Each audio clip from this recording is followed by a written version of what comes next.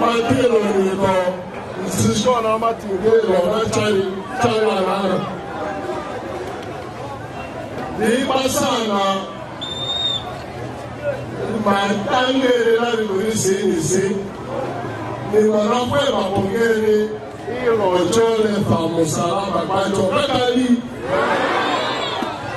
Nengu Sunari, Nengu Beti Jones Naronali, very new Simaro, Mangera Lana, Romango, our own group as Chuna, Mazamungo, Ziba, Machepatinaro, and Bruma Proforo, Masi, Juba,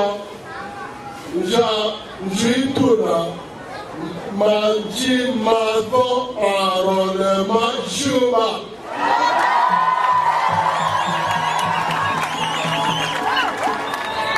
Magro citoyen et la barrière. Magro citoyen à la Mabaguru.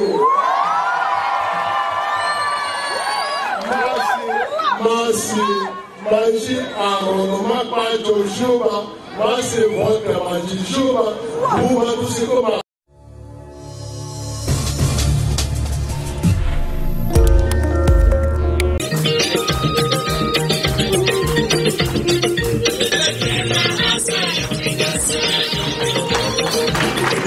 C'est parti ce mardi à Bunia. Le dialogue sur la paix et la cohésion sociale réunissant les fils et filles Emma. Durant 4 jours, toutes les questions liées à la problématique du retour des déplacés dans leur village d'origine, de la sécurité, le développement et bien d'autres seront passées au peigne fin. Ces assises viennent en appui aux efforts de la paix amorcés par l'administration militaire de l'Ituri, a reconnu Dr Lonema Vajero, président de la communauté NT. Souvenons-nous toujours que la paix ne se limite pas à des simples et vaines déclarations d'intention, mais elle doit se concrétiser dans le comportement quotidien de l'individu.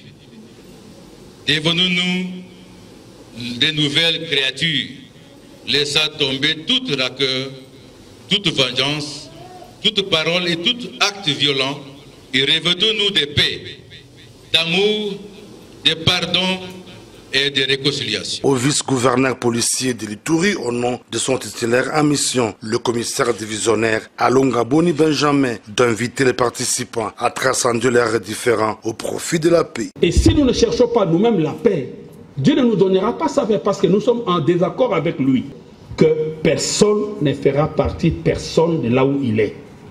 Là où vous avez construit votre maison, c'est votre pays, votre terre, votre domaine. À la recherche de la paix, et pour une paix durable, en ces mots, je vous encourage à travailler. Signalons que ce dialogue intracommunautaire EMA intervient après celui organisé par la communauté Lori et Bira. Ces travaux vont aboutir à la mise en place d'une feuille de route pour la paix définitive en Ituri, souhait du chef de l'État, Félix Antoine Tshisekedi Tshilombo, défenseur des intérêts vitaux de sa population.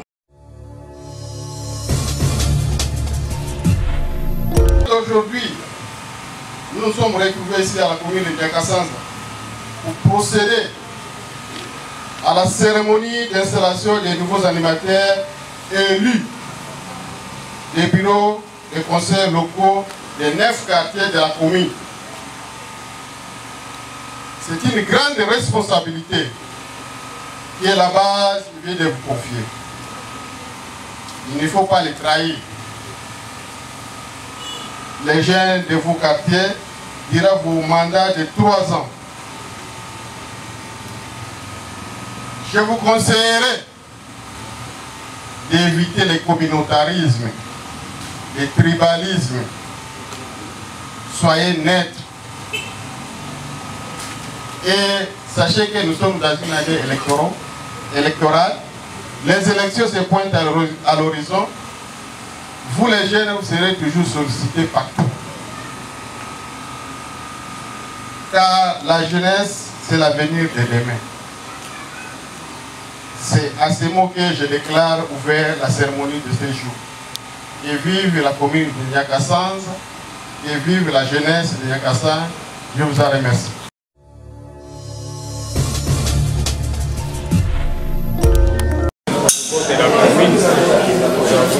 conseil local de sécurité. C'est ainsi que nous avons travaillé là-bas pour chercher à comprendre comment lutter contre l'insécurité dans la commune. Pour le faire, la sécurité n'est pas l'affaire de la police ni du bourgmestre. C'est ainsi que nous avons organisé un forum de quartier où on a regroupé la société civile, le regroupement des femmes, des jeunes, pour qu'ils nous posent le problème réel lié à l'insécurité de la commune. C'est là nous avons pu récolter, ça fait près de 6 mois. C'est aujourd'hui que nous sommes venus maintenant présenter les diagnostics locaux de sécurité de la commune de Lille pour qu'ensemble nous puissions voir quelles sont les difficultés, quelles sont, que devons-nous faire pour prendre les dispositions requises pour répondre à l'attente de la population qui doit être sécurisée. C'est ainsi que nous avons organisé un séminaire qui pourra nous prendre 5 jours de lundi à vendredi et nous allons réfléchir ensemble et trouver les voies et moyens pour résoudre ce problème de sécurité.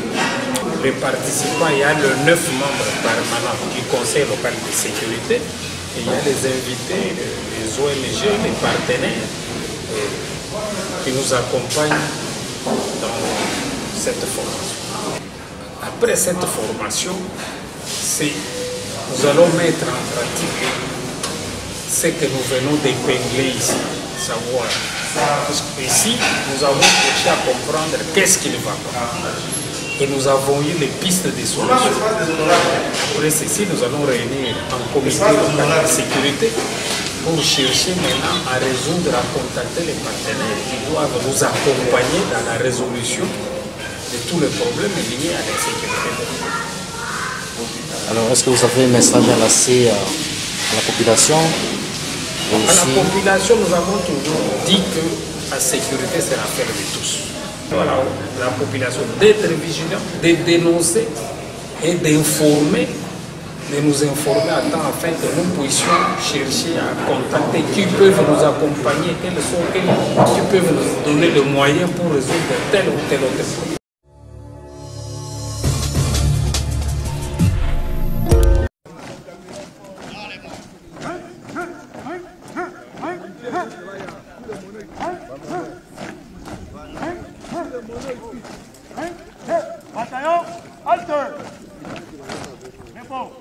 C'est une journée spéciale pour le centre d'entraînement des troupes de parachutistes commando qui vient de dévoiler les secrets de la première étape consacrée aux démonstrations au sol. C'est là après 18 mois de formation à la base Lumoué. Grâce à la volonté du commandant suprême, Félix Antoine Tshisekedi Tshilombo, qui veut faire de l'armée une armée modernisée, apte à faire face à toutes sortes d'éventualités. Voici la preuve.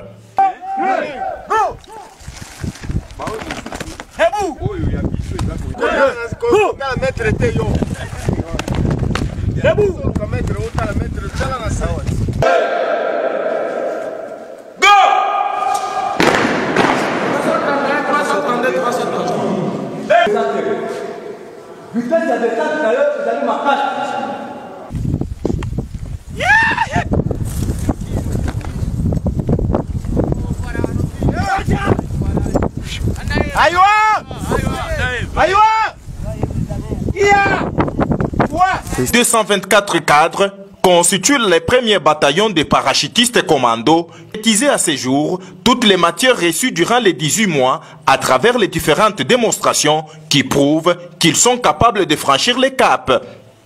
La deuxième étape qui reste à franchir sera consacrée aux démonstrations au vol. Que ces 824 éléments sont formés par les instructeurs congolais avec à la tête le colonel Dem et Siko Monga Tony.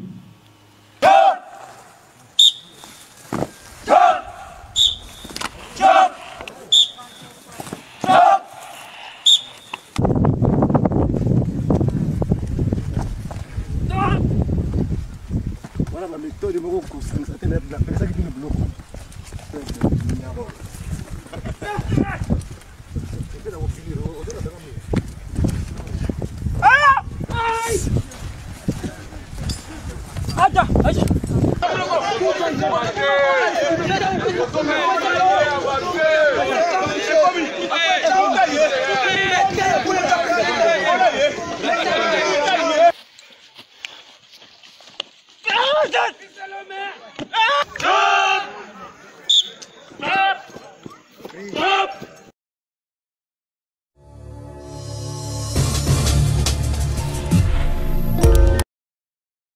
Nous sommes ici dans l'enceinte du palais de justice dans la commune de Gombe. Ces personnes viennent de tomber dans les filets des inspecteurs du parquet des grandes instances de Kinshasa-Gombe à la demande du cabinet de la vice-premier ministre, ministre de l'Environnement et Développement durable, son Excellence Eve Bazaïba Massoudi. Au nombre de 4, ces personnes qui ne sont membres ni du cabinet de la VPM, ni du secrétariat général de ces ministères sont repris dans un ordre de mission pour Rome en Italie. Une mission officielle auprès de la société Erosec pour une durée de 10 jours, soit du 4 au 11 avril 2023. Madame Tete Kapinga Mouteba est présentée dans l'ordre des missions comme assistante de la VPM. Monsieur David Elisha Kakola, conseiller en charge de mission. Monsieur Nathan Kalusewoko Fumu, expert en environnement, ainsi que M. Gédéon Mbaka Alonga, expert en développement durable. Il se retrouve dans un ordre de mission non établi par les cabinets de Mme F. Bazaïba, c'est-à-dire avec une signature falsifiée de la VPM, un numéro d'ordre et un cachet sec non reconnu. Ces 4 personnes interpellées ce jeudi 16 mars 2023 ont été aidées par Mme Rachel, protocole d'État au ministère des Affaires étrangères. Elle aussi a été prise dans les filets du parquet de grande instance de Kinshasa-Gombe à la demande de la vice-primature de l'environnement et développement durable. Affaire à suivre.